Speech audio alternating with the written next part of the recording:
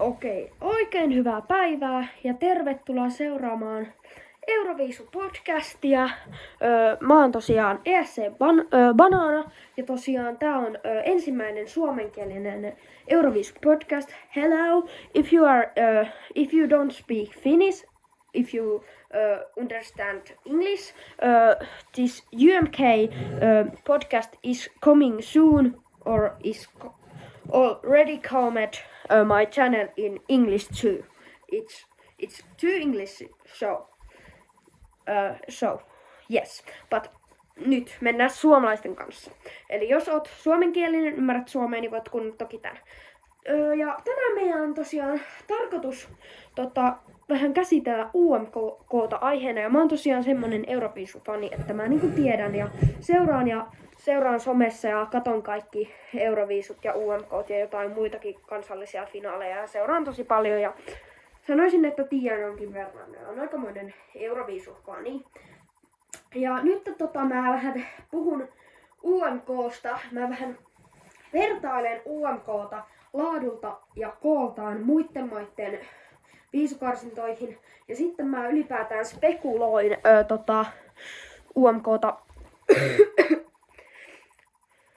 UMK:ta niinku tosiaankin niinku tätä vuoden 26 UMK:ta ennen kuin show on tullut. Eli nyt eletään torstaita, UMK-viikon torstaita. Nyt on joku 23. päivä olisiko, vai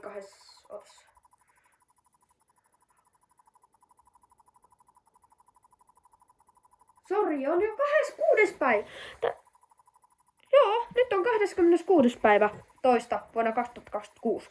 Eli silloin kun mä teen tätä podcastia. Eli mä kerron vähän UMK:sta ja spekuloin, sori tässä alussa on mennyt ihan hitsisti aikaan, spekuloin tämän vuoden UMK:ta ja ylipäätään UMK:ta tapahtumana. Ja sitä se ehkä, niin kuin miten se on noussut ja myös ehkä vähän, että mitä kaikkea. Ja varoitus. Mä tuun julkaisemaan tämän todennäköisesti lauantaina ennen UMK:ta. Niin mä tuun käsittelemään tässä hiukan spoilaavia asioita. Mä oon kattonut nimittäin behind the scenes -materiaaleja ja tällaisia harjoitusmateriaaleja esityksistä ja muutenkin. Mä tuun spoilaamaan tässä. Mä oon sanonut varoituksen. Eli jos et halua mitään spoilereita, niin katso tää vasta UMK:n jälkeen. Mutta no niin, mennään aiheeseen. Aloitetaan vaikka siitä, että tämän vuoden UMK. Mun mielestä tämän vuoden UMK on UMK-historian yksi parhaista, koska nämä on toki mielipiteitä. Mutta ihan silleen mun mielestä kaikki biisit oli tosi vahvoja. Mun mielestä ei ollut yhtään sellaista huonoa tai heikkoa biisiä. Tuolla olisi niin monta, ketkä olisi mielenkiintoista nähdä Euroviisussa. Olisi kiva, vaikka monikin voittaa. Mutta joo, niin mun mielestä kaikki oli hyviä. Ei ollut mitään huonoja. Ja niin omasta mielestä ainakaan. Jotkut on taas sitten sitä mieltä, että kaikki oli ihan surkeita ja Suomi ei pärjää. Ja mä nyt sanon, mä en tarkoita, että Suomi voittaa välttämättä Euroviisuja.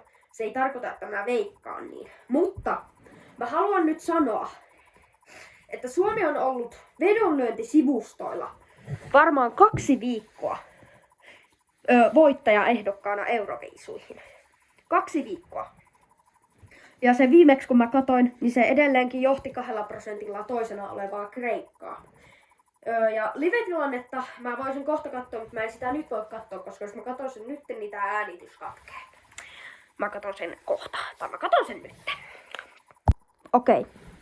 Mä kävin kattoon nyt sen vedonlyöntisivuston. Ja se oli edelleen samaa mieltä. Eli Suomi 14% ja ensimmäisellä siellä voittamaan vedonlyöjien mukaan.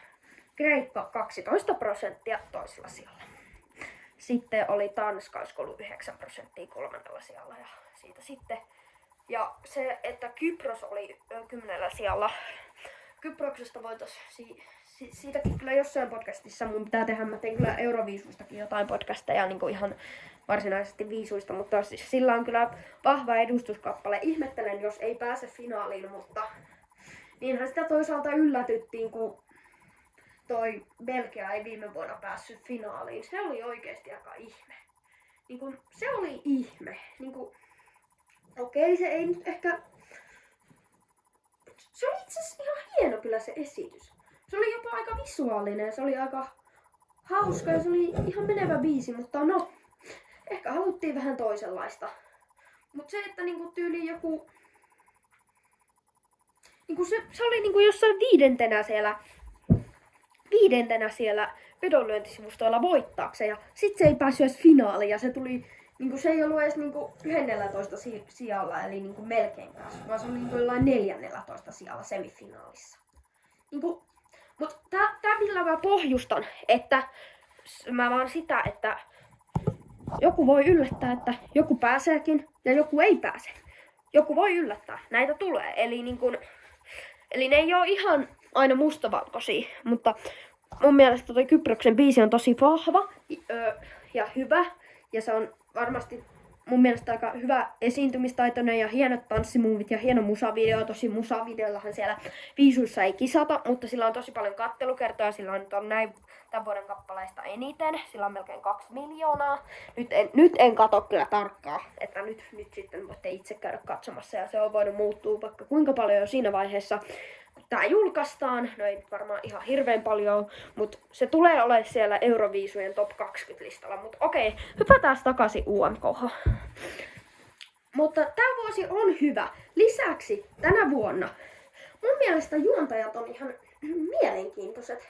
Mä olin silleen, mitä ihmettä kun mä kuulin, että Jorma Uotinen. Miettikää, Jorma Uotinen, ei siis millään pahalla Sami Sykkö, mutta niin kuin Jorma Uotinen, se tanssikoreografi, ikoni, se Jorma Uotinen, niin se on niinku UMK:ssa mukana, niin mä olin vähän yllättynyt. Mutta mä niinku odotan sitäkin innolla. Sami Sykkö, varmaan ihan hauska. Mä luulen, että ne on ihan hauskasti hoitaa hommansa. Jasmine Bellowed, ihan hyvä.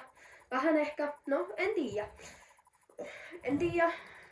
Ihan hyvin se taisi viime vuonna sen hoitaa. Ehkä vähän toisenlaista, no en mä tiedä. Ehkä mä en tässä nyt ota mitään. Siis Jassu hoiti hyvin homman. Siellä oli jotain sellaista, ehkä vähän jotain kritiikkiä, että ne juonsi sen niinku pikkukakkosen, Sanni ja Jassu. No, mä en nyt tiedä ehkä ihan silleen, ehkä jotain tavallaan toisella tavalla olisi vähän niinku, mutta toisaalta Jassulla oli niinku hauskoja juttuja ja Jassu heittäytyi siihen hommaan, joten mun mielestä se on just hyvä, että vähän on sellaista jotain, ettei niinku vaan tumput suorina seisota siellä, joten mun mielestä Jassu oikeasti hoiti sen homman hyvin. Joten se ei ole mikään ongelma, että Jassu on uudestaan juontajana, ainakaan mun mielestä. Jotkut on silleen kun niitä UMK-juontajia venattiin, niin jotkut on silleen, että mikä tää pettymys, että joku Jorma ja Jassu ja Sami, että miksi tommoset, niin miksi niitä venattiin niin kauan. Hei, sitten, mutta mun mielestä ei. No okei, se on ehkä vähän, kun niitä venattiin niin kauan. Mut hei, sellainen juttu, että mutta hyvät juontajat on tänä vuonna, oikeesti.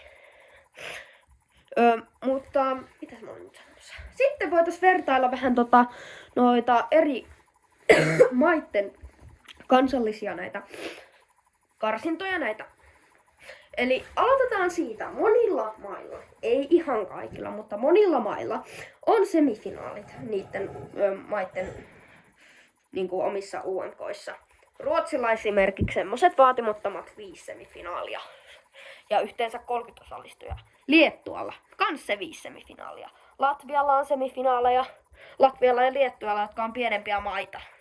Mun mielestä ehkä Virosta en ole ihan varma, mutta sielläkin on enemmän kisaajia finaalissa. Niin Suomella on niin vähiten kisaajia missä vaan, koska Suomella on vaan 7. Muillakin, vaikka olisi vaan finaali, niin muilla on sentään vähän enemmän kuin 7. Siitä mä oon vähän, mutta toisaalta meidän pitää miettiä tätä nyt siltä kannalta, että nyt menee vähän pikkasen tällaista politiikkaa, mutta koska se on ylenpitämä, niin siihen liittyy politiikka, koska politiikkaan liittyy verot. Ja veroillahan tätä hommaa pyöritetään. Suomen taloudella ei ole yksinkertaisesti varaa nyt mitään semifinaaleja ja sen enempää niitä laittaa. Joten se on musta ihan ok.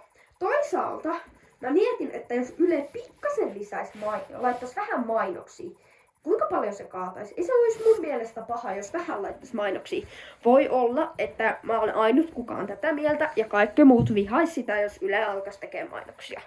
Mutta ei se itteeni haittaisi niin paljon nyt, jos vähän. Jos silleen vähän, koska ei liian paljon, koska me kumminkin maksetaan siitä myös. Mutta silleen pikkasen. Silleen edes muutamia, vähän jotakin. Mut mitä mieltä te ootte? Voitte laittaa vaikka kommentteihin. Ja no mä en tiedä, onko mulla yhtään. En tiedä, toivottavasti tässä nyt on yhtään suomalaista kattojaa, koska muuten mä selitän ihan taivaalle näitä juttuja. Ei vaan, kyllä mä luulen, että mä saan. Joo, kyllä. Joo.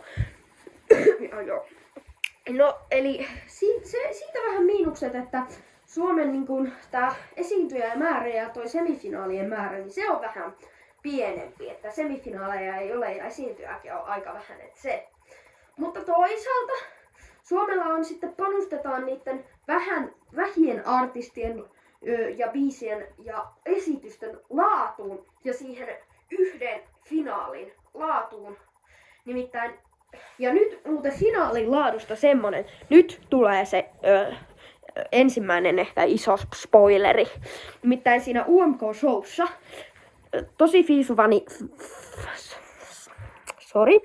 tosi fiisuvanit ehkä muistaa tuolta vuodelta 24 Euroviisuista, jotka järjestettiin Malmössä.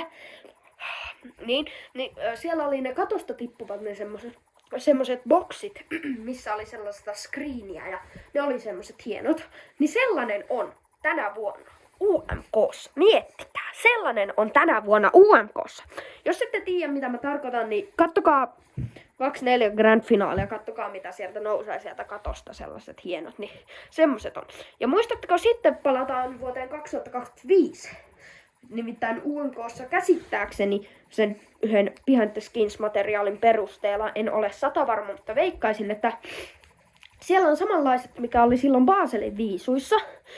Se verkko tai se, mikä se verkko, missä oli se verkko siellä, missä oli se Eurovision kuvio, se verkko, mikä oli siellä taustalla, ei screeni, vaan se verkko siellä, se missä oli niitä kuvioita. Se toimii ehkä semmoisella pistetaktiikalla, että se on semmoinen piste ja sitä sitten jotenkin liikutellaan varmaan ilmakoneella siellä takana. Mut joo, niin sellaista. Niin tosi hyvä. Ja UMK-lava on taas uudistunut siihen. Mun mielestä siinä on paremmat valot ja kaikki kuin näin. Ja näytti tosi hienolta ja mä oon niin... Ja mä isona kyllä haluun johonkin UMK-showtiimiin suunnittelemaan. Mä niin haluun siihen näkee sen ja mä haluun antaa lisää ideoita. Ja joo, mut UMK:ssa panostetaan laatuun. Meillä on musiikkivideot. Me valitaan hyviä biisejä, ei mitään ei millään puhelimella äänitettyä, toisin kuin tämä minun podcasti. Ei kun mitä. No joo, kyllä keinot on vähän. Mutta kyllä te varmaan tästä kuulette. Jos ette kuule, niin laittakaa kommentteihin, niin ehkä mä sitten vähän mietin, että mitä mä teen. Ja laittakaa kommentteihin kaikki, mitä te haluatte.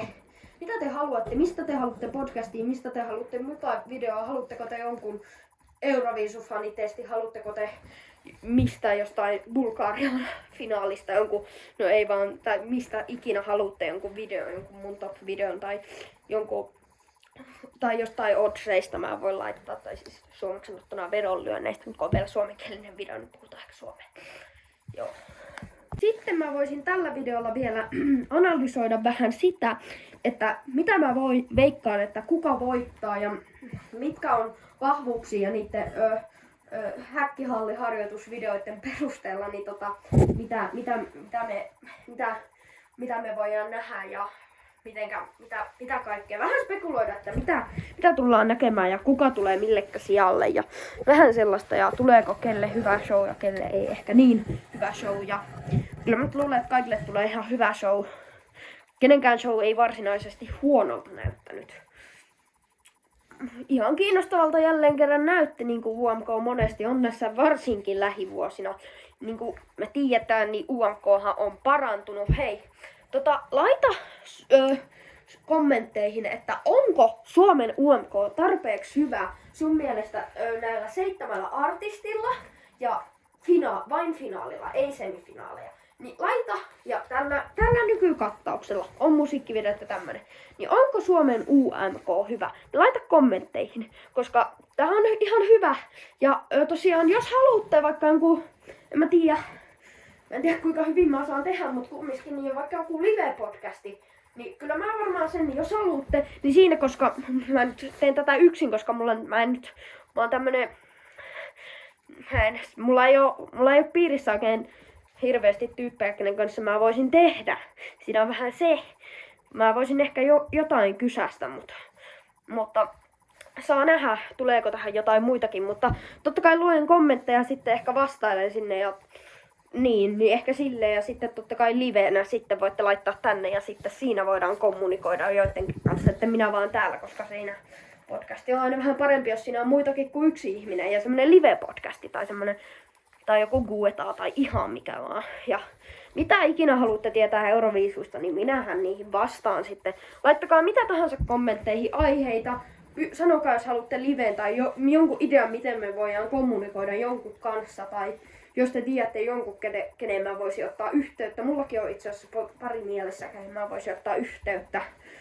Ja kysästä, että haluaisiko ne tulla mun podcastiin vieraaksi. Mut joo, aloitetaan nyt. Aloitetaan UMK:n esiintymisjärjestyksen mukaan, eli ensimmäisenä meillä on Komiat ja Lululai. Siellä oli, ja nyt tulee spoilereita, spoilerivaroitus. Siellä oli hieno sellainen ympyrä, mitä ne pyöri. Se pyöri siellä, siinä oli hienoja lavasteita, se laulaja seisoi yhdessä, siellä oli Lululai-kyltti, joku tanssihaku tai joku. Oli hienot puulavasteet ja mielenkiintoinen ja just heidän sopivakseen hyvä lavaste. En kuitenkaan usko, että he lähtevät Euroviisuihin. Jos olisi tällainen Suomen iskelmä voittaja, niin he olisivat kyllä vahvoilla, mutta Euroviisuihin ei ehkä sellaista. Se on nyt ehkä valitettavasti sanottava näin, että tällaista iskelmäkumppaa ei ehkä Euroviisuihin. Se ei ehkä tulisi niin hyvin pärjäämään. Toisaalta Euroviisuissa on nähty monennäköistä ja niistä joistain hassuista on tykätty. Mutta se, että toi on vähän riskialtais ja kun meillä on nyt se yksi esim. Linda Lampenius ja Pete Parkkonen, jotka oletettavasti pärjäisivät aika buenosti tuolla Euroviisuissa, niin en usko, että varsinkaan näitä lähetetään. No, mennään sitten, kukas meillä oli toisena? Kakkospaikka, se on Euroviisujen finaalissa huono paikka, mutta tää on UMK:n finaali, joten ei ehkä ihan voi verrata Euroviisun finaalissa. Paikoilla on ehkä enemmän väliä kuin UMK:ssa. UMK:ssa se paikkajärjestys ehkä, se ei vaikuta siihen, että kuka voittaa, vaan se ehkä vaikuttaa siihen, että me saadaan etukäteen tietää, että kenen show on hienoin. Ja nykyään se hienoin laitetaan vikaksi. Se semmonen niin kuin mahtavin tavallaan, tietyllä tavalla semmoiselta jotain energiaa. Niin kuin nyt viime vuosilta tiedetään, No Rules, hieno pyro-show. Ja Ihkomme, hieno mikkipyro-räjäytys. Ja molemmat voitti.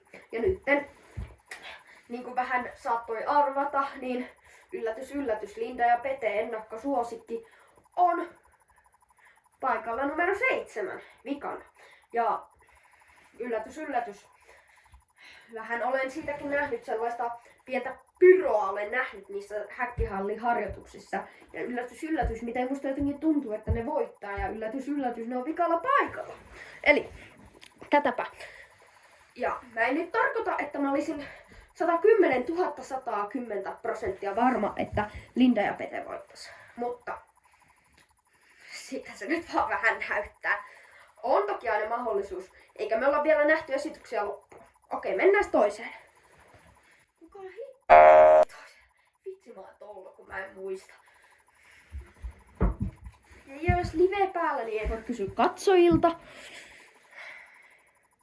Kuka meillä oli kolmantena? Se oli Kiki. Okei, sori, nyt mun on pakko tarkistaa. Joo, toisena meillä on Etta. Hänellä on portaat hänen esityksessään. Siitä olemme varmoja, koska sen olemme nähneet Ylen häkkihallin varastovideosta. Ja siinä hän kävelee niitä. Emme tietystikään tiedä mitä muuta hän tekee. Se on varmasti hyvä, toi kuulostaa varmaan vähän tyhmältä, että siinä hän kävelee. Se on varmasti suunniteltu silleen, että se ei nyt ole semmonen, että kävelee portaita ympäri. Mutta siis joo. Mutta kyllä se niitä kipus siinä ylöspäin, että ei ne käyttämättäkään jäänyt ne portaat. Mutta anyways, ymmärrätte, että siis en tarkoita nyt sitä, että niin kävelee koko esityksen. Että se on ihan hyvästi varmaan suunniteltu. Veikkaisin ehkä 3-4 sijaa. Varmaan aika ihan okosti pärjää. Hyvä, parempi ehkä radiossa tai muuten tommonen hyvä ja vahva poppibiisi. Siinä on vähän tollaista kitaraa, tosi hyvä, mutta ei ehkä Euroviisuihin kummiskaan. Toisaalta onhan siellä nähty, mutta en tiedä. Eihän toi mikään liian perus ole, mutta onhan toi vähän tuollaista peruspoppia, mutta vähän normaalia parempaa. Mutta ei toi ole semmoista ehkä mitä suomalaiset, en mä tiedä. Kun toi Linda ja Peteli, en mä usko, että suomalaiset tuota haluaa lähettää. Eikä usko vedonlyöntisivustotkaan. Se on siellä 4. paikalla. Toki siis ei viimeisellä, ei sillänsä, mutta en minä usko. En vaan usko. Varsinkaan kun on vähän mielenkiintoisempaa kattausta. Mutta ekan biisi on hyvä ja esitys varmasti oikein hyvä. Ja niin. En nyt tiedä, onko parempi kuin jotenkin muiden, sitä en osaa vielä. Pitää tehdä tämmönen spekulaatiopodcasti sitten, kun on nähty show ja vähän kertoo tai vähän miettii. Nythän tää on vielä hyvin spekuloivaa. Noniin. Sitten numerolla 3 meillä on Kiki. Kiki. Hänellä on mielestäni pieni mahdollisuus voittaa. Mutta pieni. En usko, että hän voittaa. Hänellä oli jonkinnäköinen ympyrä. Joku pyörivä härveli. Näemme tarkemmin lauantaina. Vitsi, tää julkaista tänään. Eli siis UMK:ssa. Mikä se on? Hänellä on vahva biisi. Hänellä on vahva varmaan esiintyminen, vahvat ehkä lavasteet. Semmonen ihan vahva, mutta ei ehkä tarpeeksi vahva liekiheitintä vastaan. Mutta voisi tulla vaikka top 3. Veikkaan, että voisi mahdollisesti top 3.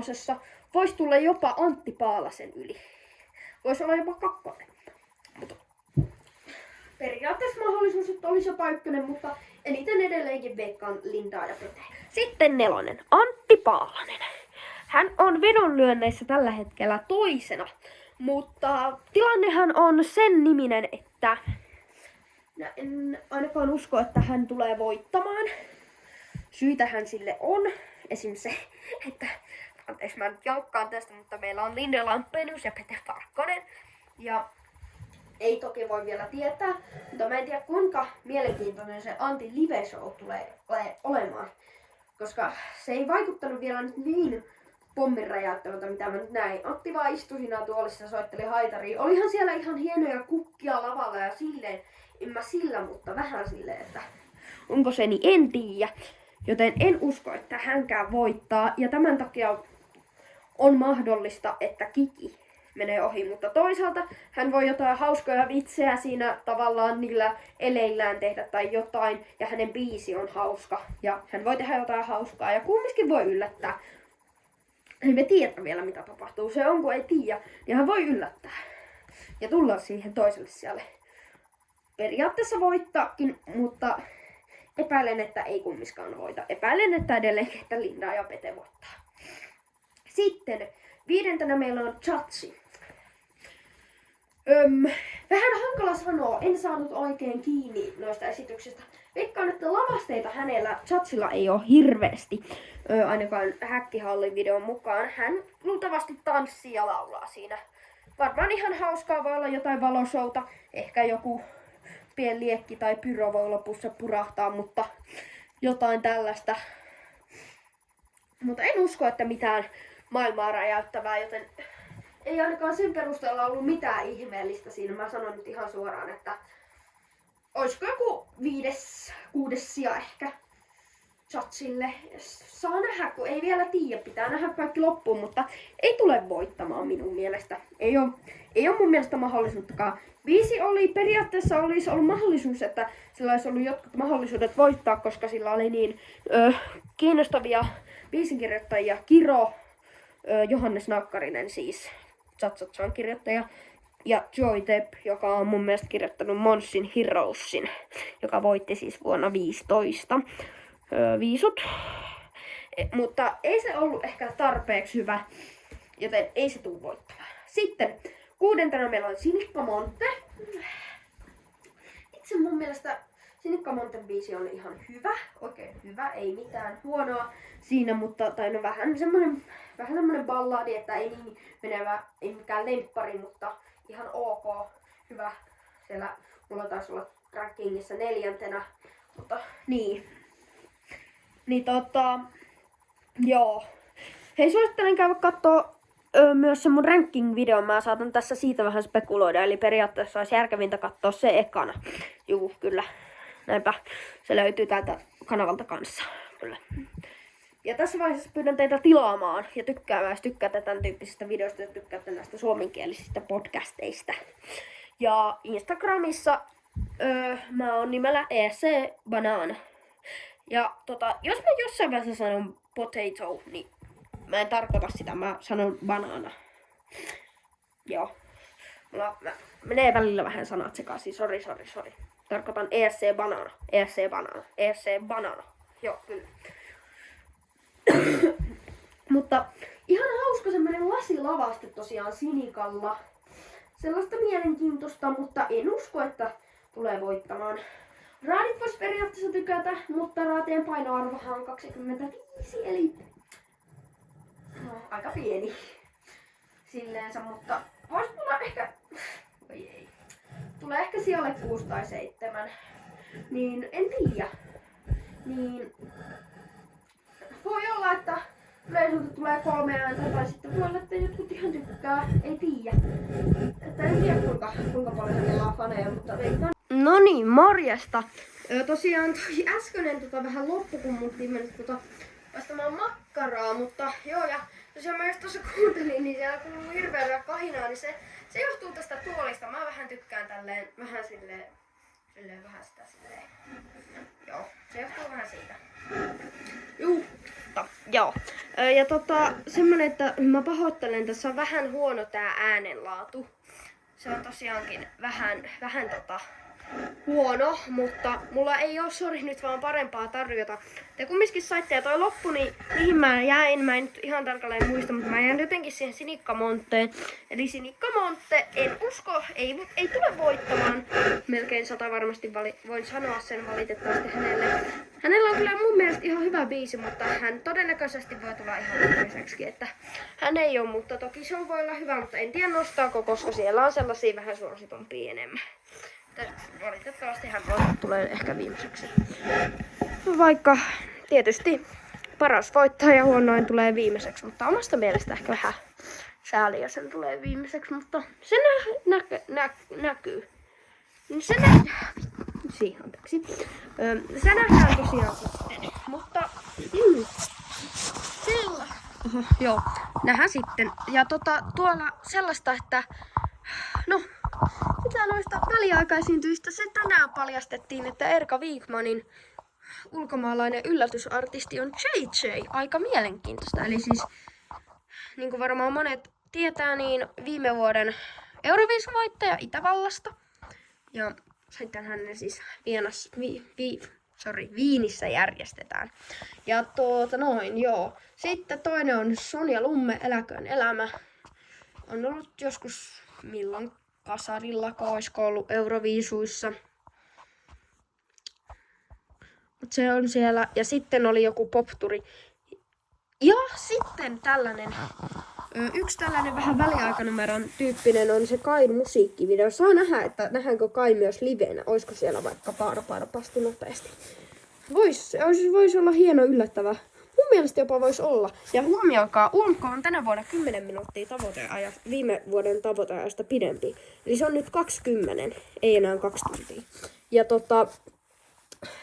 se varmaan kun on noin monta noita, kun on se Kai ja sitten on se Erika ja JJ ja sitten on Sonja ja sitten on vielä tää popturi.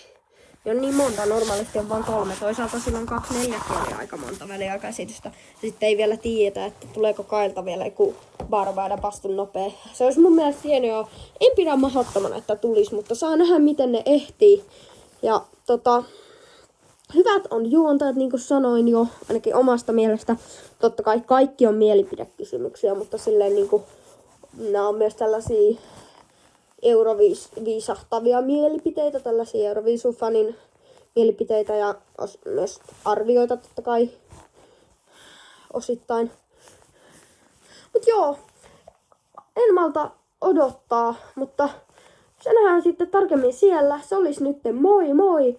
Me nähdään, ja laittakaa peukkaa pystyyn, jos haluatte näistä suomenkielisiä videoita nähdä enemmän, koska jos näistä suomenkielisistä tykätään enemmän, niin kyllähän mä niitä sitten teen enemmän, koska enemmän katselijoita, niin se on kaikkien parhaaksi, koska vähän niin kuin vaaleissakin sekin kummalla ryhmällä on enemmän kannatusta, niin voittakoon. Ja se on myös mulle parempi, vähän parempaa niin sanotusti tulosta tulee kanavalle, vaikka ei se nyt tässä ole niin, ei se nyt niin merkittävää, tuntuu se hyvältä, mitä enemmän katselukertoja on. Eli laittakaa, totta kai mä molempia pyrin tekemään, ei siinä. Ja laittakaa kommentteihin myös, että mitä haluatte nähdä ja minkälaisia näitä podcasteja. Haluatteko liveä, ketään vieraita, ihan mitä vaan.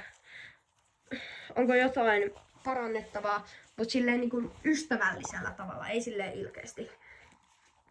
Ja mä ajattelen, että tässä suomenkielisessä videossa ihan hyvä kommentointikieli on suomi. Miksei englantikin, mutta tässä nyt oikein hyvä on suomi. Englanti ehkä sitten noissa muissa tai ihan miten nyt haluatte, mutta englanti on ehkä semmonen helpoin ja yleisin. Juu, no niin, se olisi moikka ja moi moi ja nähdään seuraavassa videossa.